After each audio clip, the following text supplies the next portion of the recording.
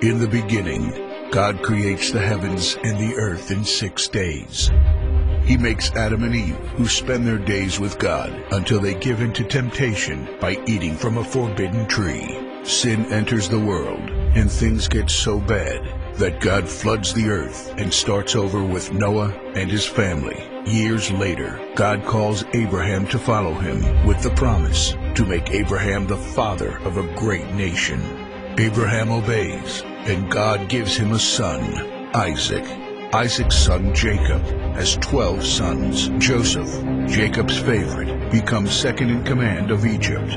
God uses him to save his entire family and Egypt from starvation. Hundreds of years later, the Israelites are slaves in Egypt.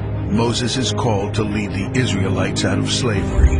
Joshua takes over after Moses and leads the people into the promised land. After Joshua, God raises up judges, temporary military leaders, like Deborah, Gideon, and Samson, who protect and fight for God's people. The people tire of this leadership, and they call for a king. God gives Israel King Saul, King David, and then King Solomon. But it's all downhill from here.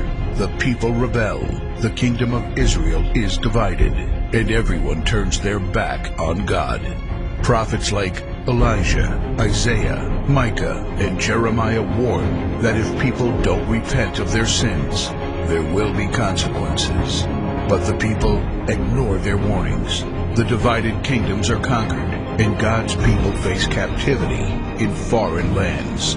People like Daniel show great courage and stand up for God when no one else does.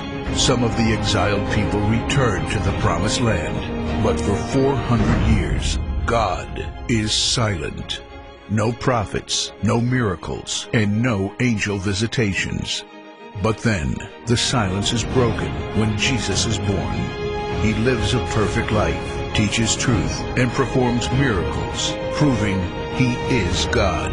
He shows us the full extent of God's love by taking our place and dying on the cross for our sin. He is placed in a grave, but 3 days later, Jesus rises again, conquering sin and death. His followers travel the world, sharing the good news of His love and starting churches. We now are part of this story, and we have the chance to change the world and share His love, because one day He will crack open the sky and He will return. It's the greatest story ever told.